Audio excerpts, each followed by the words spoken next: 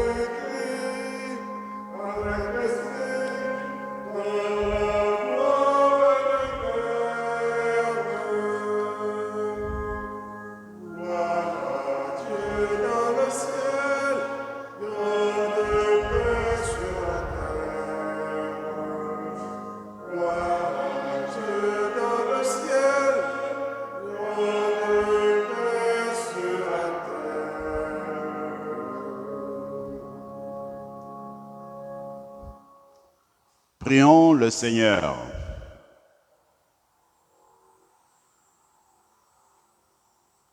Seigneur Dieu, toi qui unis les cœurs des fidèles dans une seule volonté, donne à ton peuple d'aimer ce que tu commandes et de désirer ce que tu promets, pour qu'au milieu des changements de ce monde, nos cœurs s'établissent fermement là où se trouvent les vraies joies. Par Jésus-Christ, ton Fils, notre Seigneur, qui vit et règne avec toi dans l'unité du Saint-Esprit, Dieu, pour les siècles des siècles. Amen.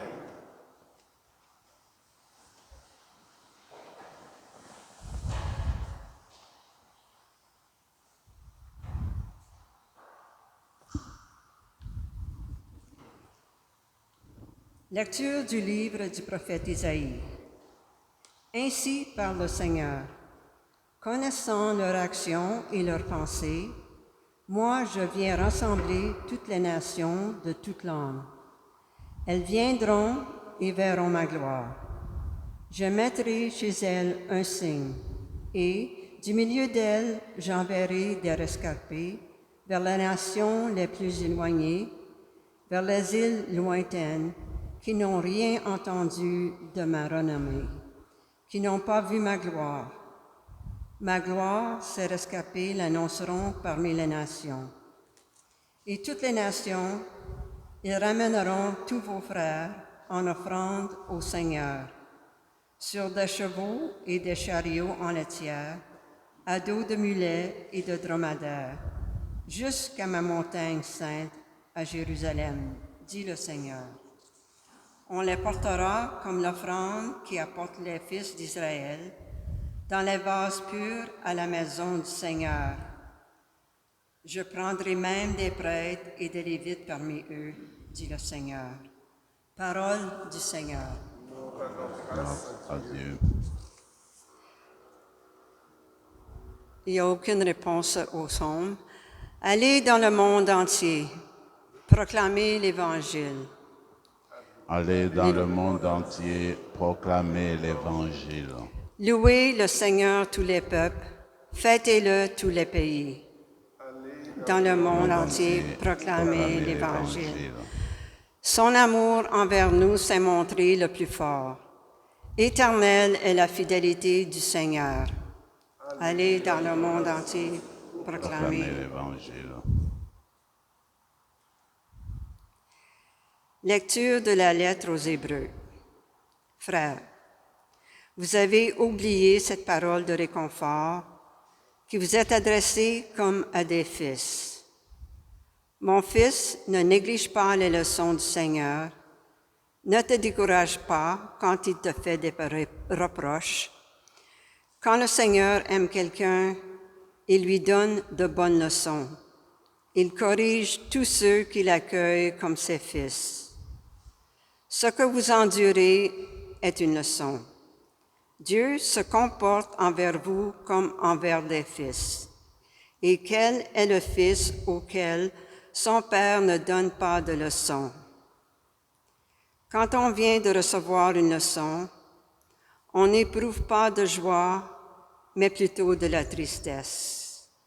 Mais plus tard, quand on s'est repris grâce à la leçon, celle-ci produit un fruit de paix et de justice.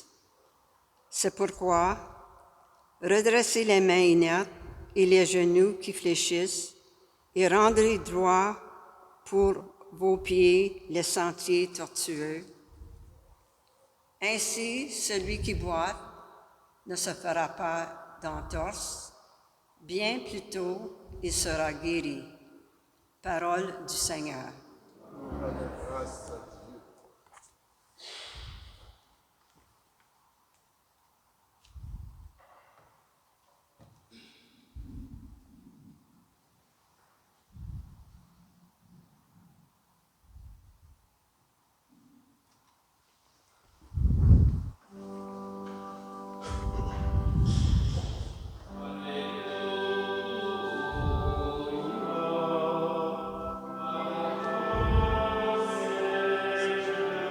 Que le Messie de Dieu descende sur toi, se repose sur tes lèvres et dans ton cœur pour la proclamation de l'Évangile au nom du Père et du Fils et du Saint-Esprit. Amen.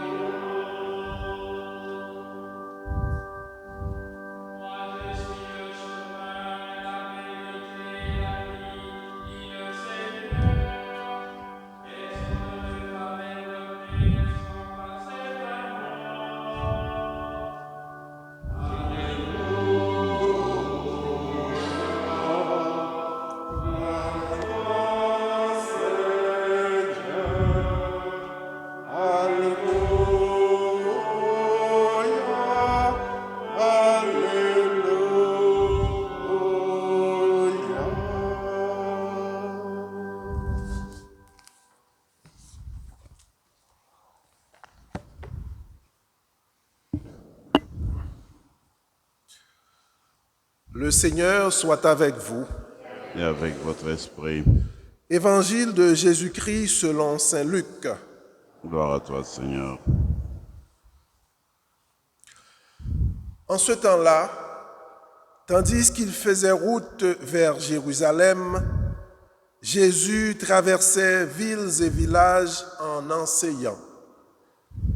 Quelqu'un lui demanda, « Seigneur, n'y a-t-il que peu de gens qui soient sauvés ?» Jésus leur dit, « Efforcez-vous d'entrer par la porte étroite, car, je vous le déclare, beaucoup chercheront à entrer et n'y parviendront pas.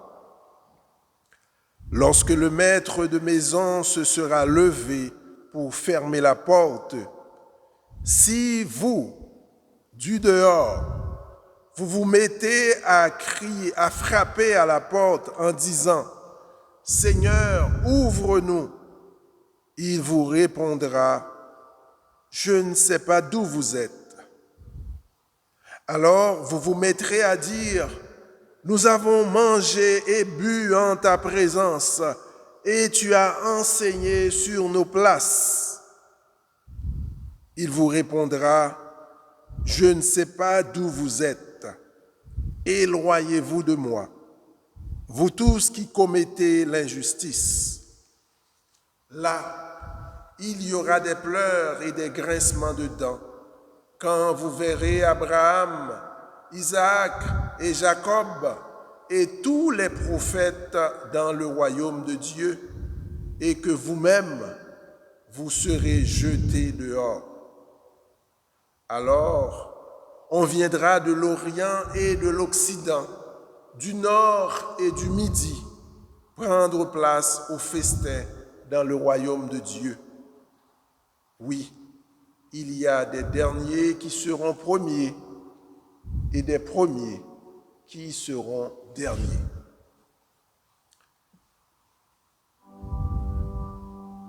Alléluia, Alléluia, Seigneur, Alléluia, Alléluia.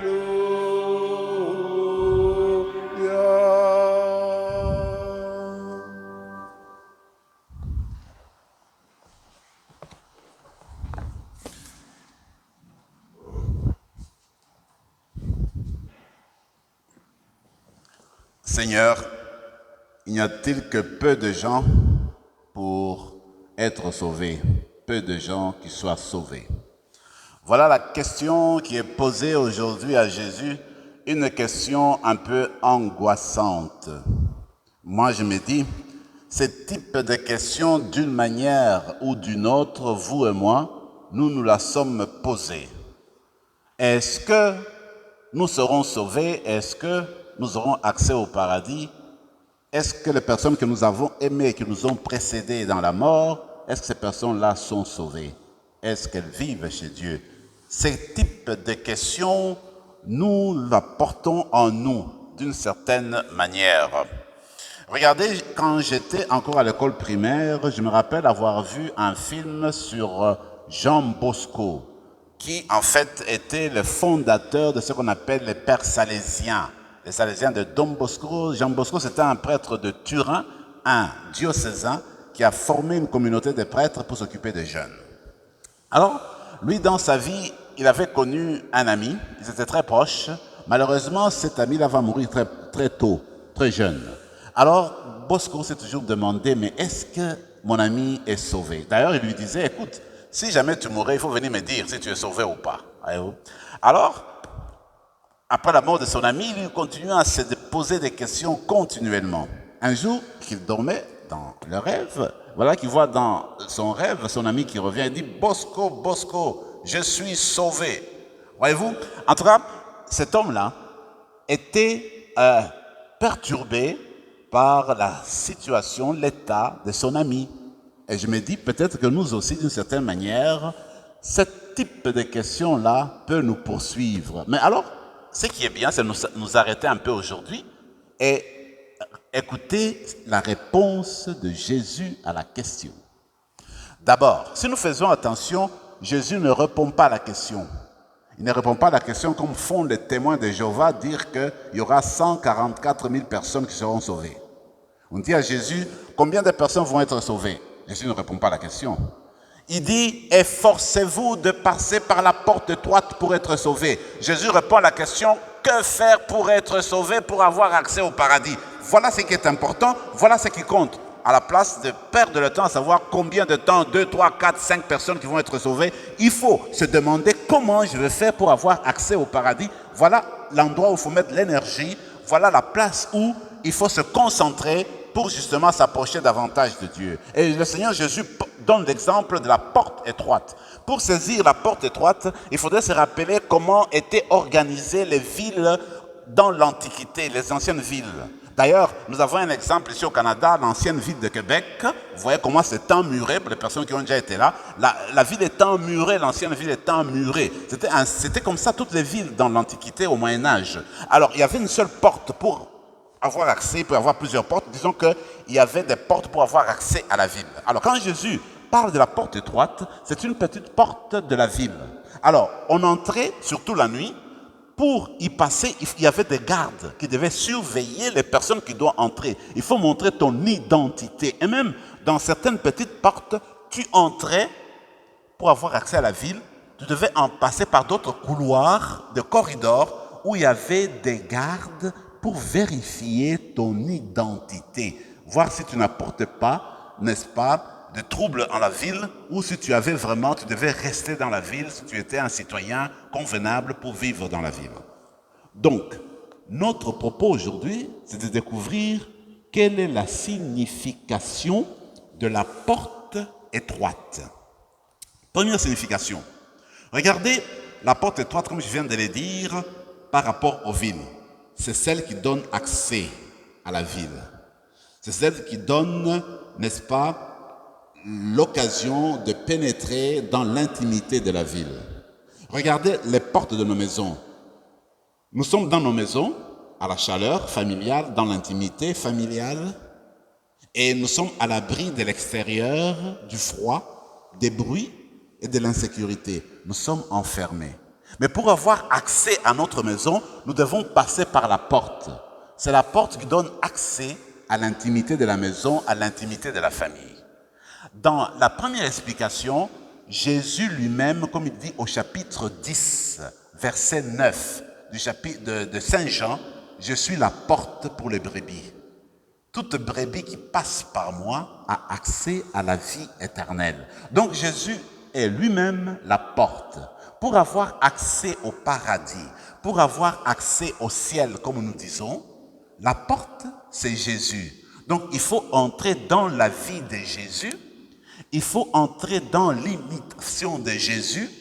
Il faut entrer dans l'imitation, dans l'intimité de Jésus pour avoir accès à la chaleur de la vie familiale de Dieu. Pour avoir accès à l'intimité de Dieu, pour avoir accès au ciel, il faut passer par la porte qui est Jésus. Ça, c'est la condition en fait qu'il faut faire. Il faut accepter Jésus dans notre vie, adhérer à son enseignement, par la foi, nous entrons par cette porte-là en acceptant Jésus comme le Sauveur comme celui qui nous apporte le salut. L'exemple concret, regardez ce que le Seigneur dit. Les gens vont venir de partout. Est-ce que Dieu ferme la porte aux personnes? Du tout. La première lecture et même l'évangile nous disent que, eh bien, Dieu ouvre la porte à tout le monde. Ils viendront du sud et du nord, de l'ouest et de l'est, des quatre coins de l'horizon pour entrer dans le royaume de Dieu. Mais tout ce monde-là doit passer par la porte étroite. C'est-à-dire que chacune de nous doit fournir des efforts pour passer par la porte étroite. Chacune de nous est invité à entrer au ciel, mais il faut passer par la porte pour entrer au ciel. Et chacune de nous doit fournir, doit lutter pour passer par la porte étroite. Regardez, nous venons de vivre la pandémie. D'ailleurs, ce n'est même pas encore totalement fini. Quand, il y a quelques mois, on nous a donné l'occasion, le gouvernement, après avoir vu la situation à Ottawa, par exemple, il dit, écoutez, maintenant les restaurants peuvent ouvrir les portes. Mais pour aller au restaurant, il faut présenter son passeport de vaccination, son passeport vaccinal. Est-ce que tout le monde est invité au restaurant? Oui. Est-ce que tout le monde peut aller au restaurant? Oui, mais il faut présenter ton passeport. Le restaurant n'est pas fermé, il est ouvert. Mais qu'est-ce qu'il faut faire? Il faut passer par la porte étroite, présenter ton passeport vaccinal. À ce moment-là, tu entres, tu manges dans le restaurant. Alors, c'est pratiquement la même chose pour le royaume de Dieu. Tout le monde est invité. Mais il faut passer par la porte étroite. C'est là que nous donnons notre consentement. C'est là que nous utilisons notre liberté pour justement entrer par la porte étroite. Alors, c'est quoi exactement? Eh bien, la porte étroite, c'est justement toutes les exigences de l'évangile, de la parole de Dieu. La porte étroite, c'est aussi accueillir Jésus dans sa vie pour nous laisser transformer, pour transformer notre personne, nous faire sortir de nos égoïsmes, nous faire sortir de notre indifférence sociale, nous faire sortir de nos silences, pour justement nous ouvrir davantage aux autres, nous mettre au service des autres et puis opter pour faire toujours le bien.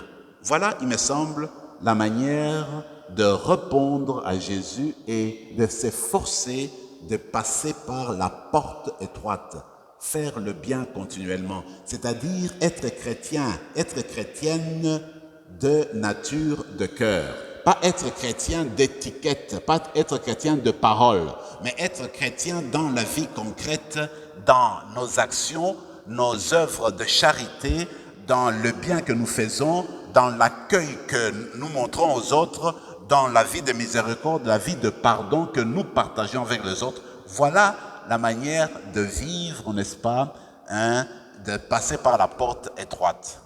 La dernière chose que j'ai beaucoup aimé, j'ai trouvé un auteur, un artiste qui a essayé d'expliquer l'évangile d'aujourd'hui en présentant un dessin sur papier. Il s'appelle David Hayward. Qu'est-ce qu'il fait? Sur une feuille de papier, il dessine la porte étroite qui est en forme de croix. Une croix étroite.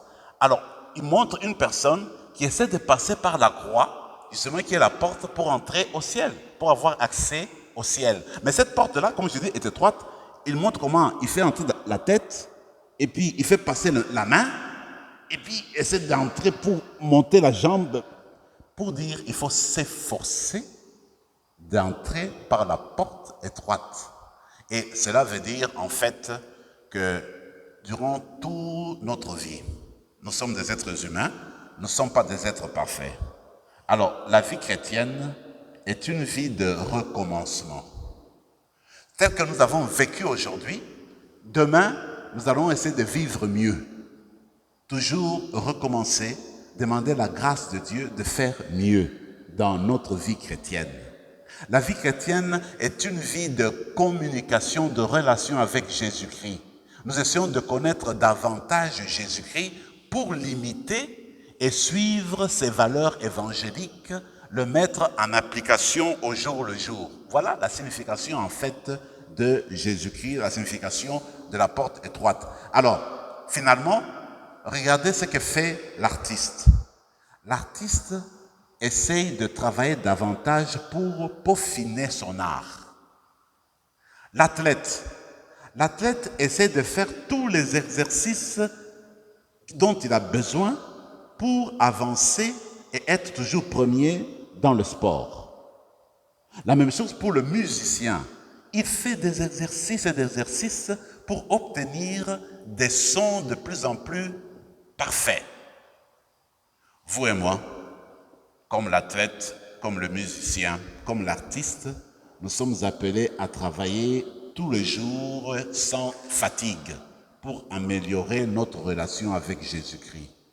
Quand on améliore notre relation avec Jésus-Christ, alors on saura le suivre pas à pas. Et suivre Jésus, c'est passer par la porte étroite, c'est avoir l'accès à la vie éternelle. Amen.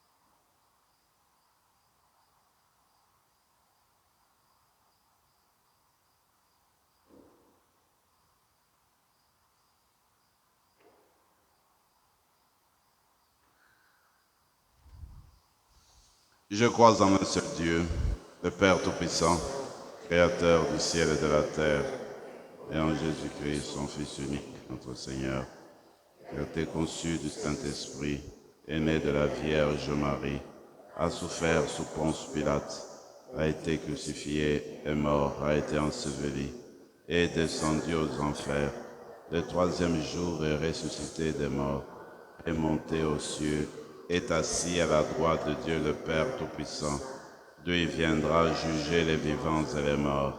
Je crois en l'Esprit Saint, à la Sainte Église catholique, à la communion des saints, à la rémission des péchés, à la résurrection de la chair, à la vie éternelle. Amen. Laissons notre prière s'ouvrir aux dimensions du monde et présentons au Seigneur les besoins et les aspirations des hommes et des femmes de notre temps et disons, écoute Seigneur notre prière. Écoute, Seigneur, notre prière. Prions pour l'Église, appelée à témoigner de la joie du royaume. Écoute, Seigneur, notre prière. Prions pour les personnes migrantes venues partager la vie de notre communauté. Écoute, Seigneur, notre prière. Prions pour les travailleurs et les travailleuses qui exercent leur talent dans les services d'immigration et d'accueil. Écoute, Seigneur, notre prière. Prions pour les victimes de violences physiques ou verbales, en particulier les enfants. Écoute, Seigneur, notre prière. Prions pour nos communautés chrétiennes qui s'efforcent de vivre au quotidien les exigences de l'Évangile. Écoute, Seigneur, notre prière. Prions pour les malades de notre paroisse et pour les intentions de cette messe. Écoute, Seigneur, notre prière. Dieu de toute bonté, toi qui gardes ouverte la porte qui conduit à ton royaume, raffermis notre courage et notre espérance sur le chemin de la foi. Nous te le demandons par Jésus, ton Fils, notre Seigneur. Amen.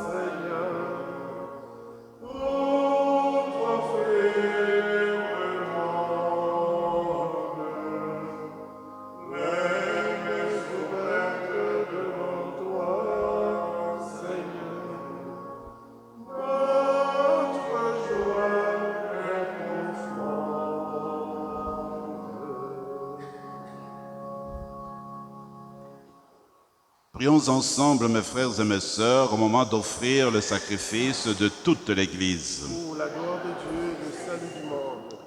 Par l'unique sacrifice, offert une fois pour toutes, tu t'es donné, Seigneur, le peuple que tu as adopté. En ta bienveillance, accorde-nous la grâce de l'unité et de la paix dans ton Église. Par le Christ, notre Seigneur. Amen. Le Seigneur soit avec vous. Élevons notre cœur. Nous le tournons vers le Seigneur. Rendons grâce au Seigneur notre Dieu. Vraiment, il est juste et bon, pour ta gloire et notre salut, de t'offrir notre action de grâce, toujours et en tout lieu. Seigneur, Père très saint, Dieu éternel et tout-puissant par le Christ notre Seigneur. Dans sa pitié pour nos égarements, il a voulu naître de la Vierge Marie. Par la souffrance de la croix, il nous a délivrés de la mort éternelle. Par sa résurrection d'entre les morts, il nous a donné la vie qui n'aura pas de fin. C'est pourquoi, avec les anges et les archanges, avec les puissances d'en haut et tous les esprits bienheureux, nous chantons l'hymne de ta gloire et sans fin, nous proclamons.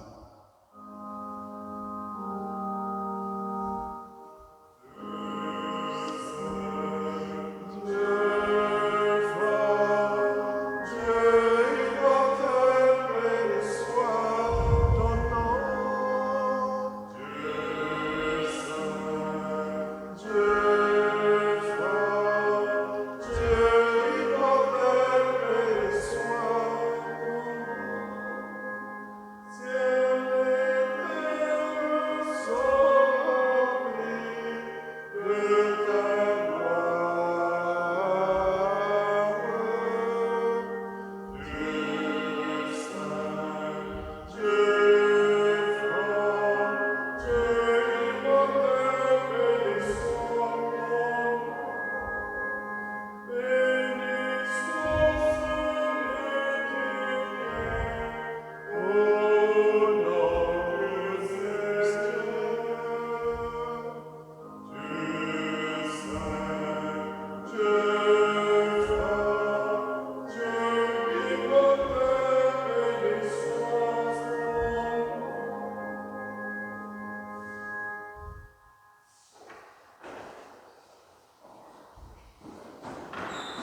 toi qui es vraiment saint, toi qui es la source de toute sainteté, Seigneur, nous te prions, sanctifie ces offrandes en répandant sur elles ton esprit, qu'elles deviennent pour nous le corps et le sang de Jésus le Christ notre Seigneur. Au moment d'être livré et d'entrer librement dans sa passion, il prit le pain, il rendit grâce, il le rompit et le donna à ses disciples en disant, « Prenez et buvez-en tous, car ceci est la coupe, car ceci est mon corps livré pour vous. »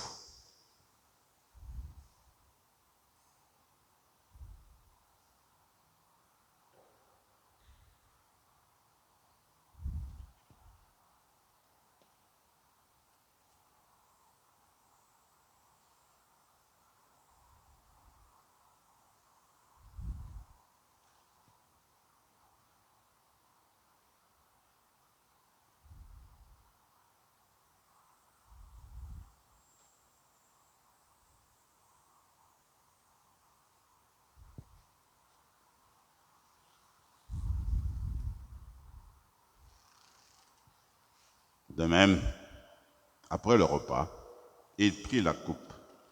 De nouveau, il rendit grâce et la donna à ses disciples en disant, « Prenez et buvez-en tous, car ceci est la coupe de mon sang, le sang de l'alliance nouvelle et éternelle, qui sera versé pour vous et pour la multitude en rémission des péchés. Vous ferez cela en mémoire de moi. »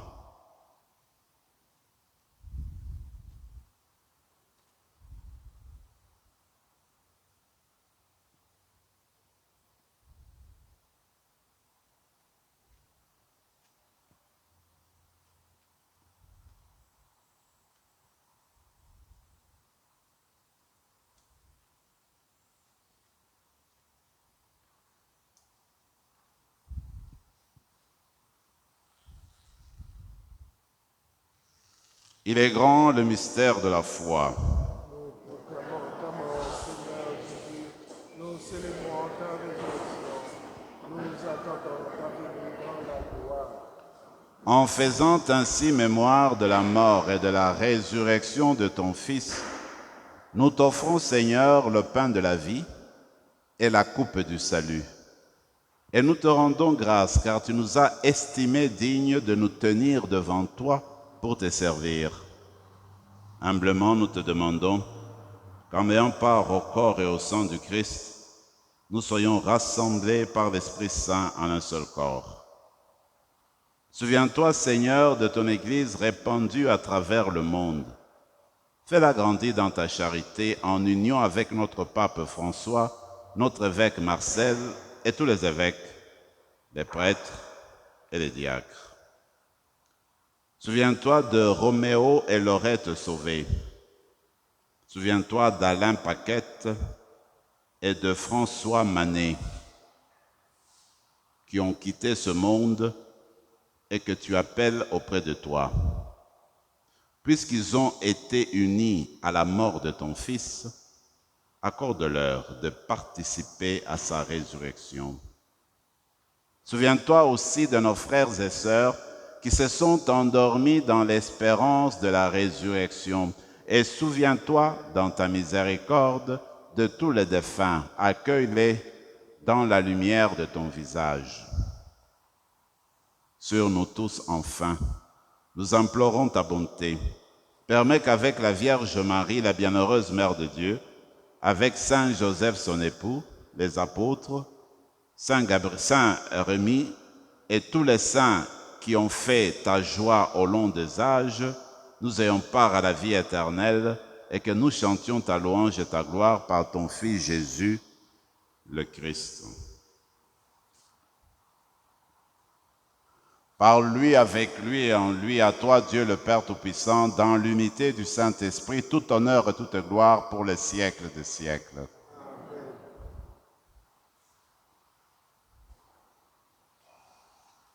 Le Seigneur nous invite à passer par la porte étroite pour avoir accès au paradis, accès au ciel. C'est vrai qu'avec nos forces humaines, nous allons faire tout notre possible, mais il nous faut toujours l'assistance de Dieu pour continuer à être persévérant, persévérante, continuer à lutter jusqu'au bout. C'est la grâce qu'on va lui demander dans le Notre Père, que nous continuons au jour le jour à nous forcer pour passer par la porte de l'amour. Ensemble, Notre Père qui es aux cieux, que ton nom soit sanctifié, que ton règne vienne, que ta volonté soit faite sur la terre comme au ciel. Donne-nous aujourd'hui notre pain de ce jour. Pardonne nos offenses, comme nous pardonnons aussi à ceux qui nous ont offensés, et ne nous laisse pas entrer en tentation, mais délivre-nous. Délivre-nous de tout mal, Seigneur, et donne la paix à notre temps. Soutenus par ta miséricorde, nous serons libérés de tout péché, à l'abri de toute épreuve, nous qui attendons que se réalise cette bienheureuse espérance, l'avènement de Jésus-Christ, notre Sauveur. Car c'est à toi qu'appartiennent le règne, la puissance et la gloire pour les siècles des siècles. Seigneur Jésus-Christ, tu as dit à tes apôtres, je vous laisse la paix, je vous donne ma paix. Ne regarde pas nos péchés, mais la foi de ton Église. Pour que ta volonté s'accomplisse, donne-lui toujours cette paix et conduis-la vers l'unité parfaite, toi qui vis et règnes pour les siècles des siècles. Amen. Que la paix du Seigneur soit toujours avec vous. Et avec votre esprit. Frères et sœurs, dans la charité du Christ, donnez-vous la paix. Paix du Seigneur.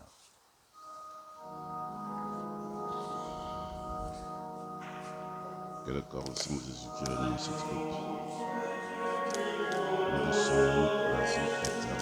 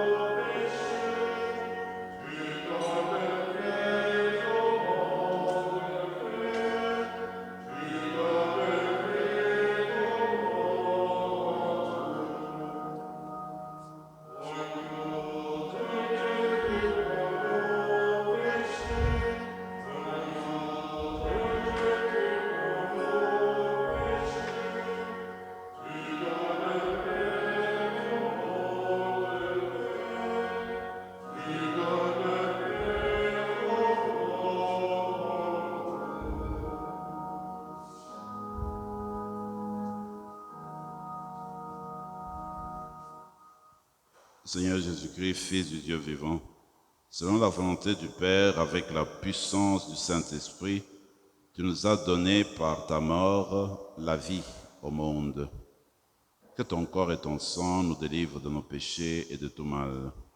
Fais que nous demeurions fidèles à tes commandements, fidèles à la porte de ton amour, et que jamais, jamais, Seigneur, ne soyons séparés de toi.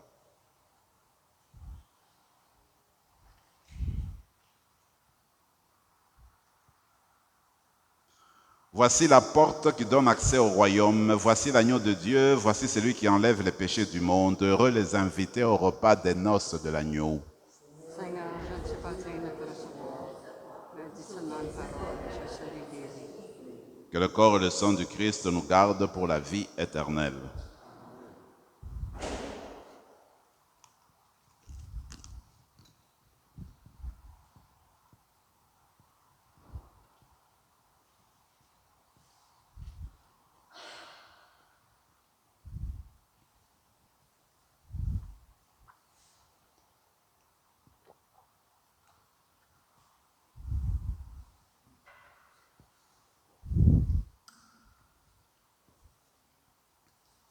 Corps du Christ. Le corps du Christ.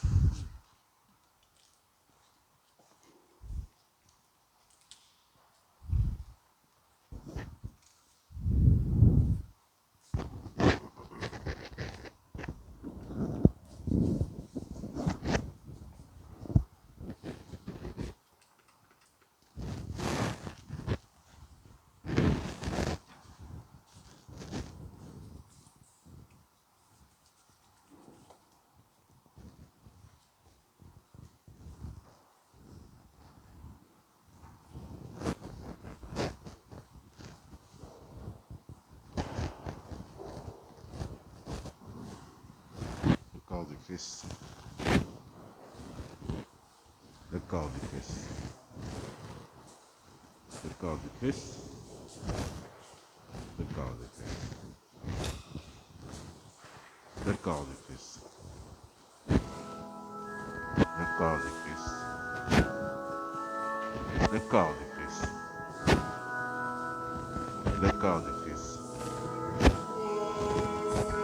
Le corps du Christ. Le corps du Christ.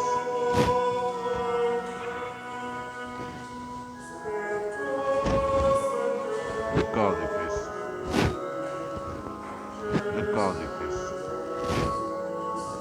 Le corps du Christ.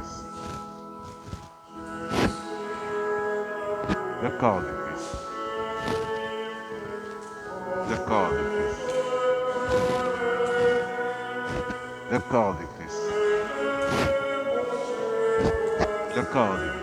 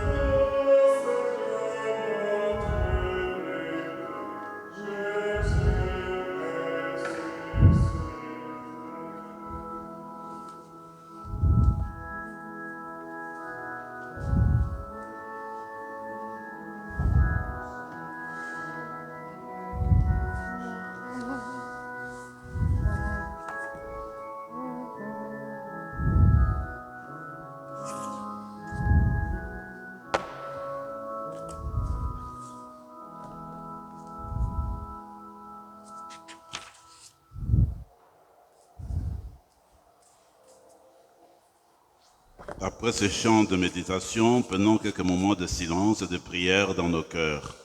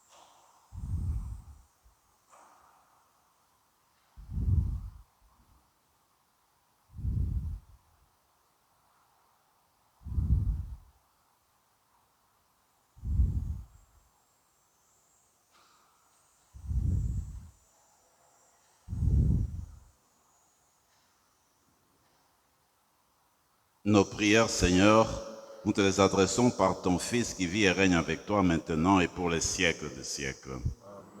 Juste pour être sûr, je voudrais vérifier si Lise Pascal est parmi nous. Parce qu'elle m'avait demandé de faire une annonce. Non. Prions encore le Seigneur.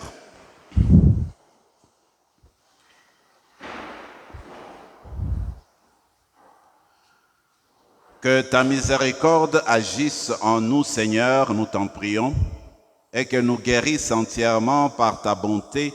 Transforme-nous et rends-nous si fervents que nous puissions te plaire en toutes choses. Par Jésus le Christ, notre Seigneur. Le Seigneur soit avec vous. Et que Dieu Tout-Puissant vous bénisse, le Père, le Fils et le Saint-Esprit. Amen. Allez dans la paix et dans la joie du Christ. Nous rendons grâce à Dieu.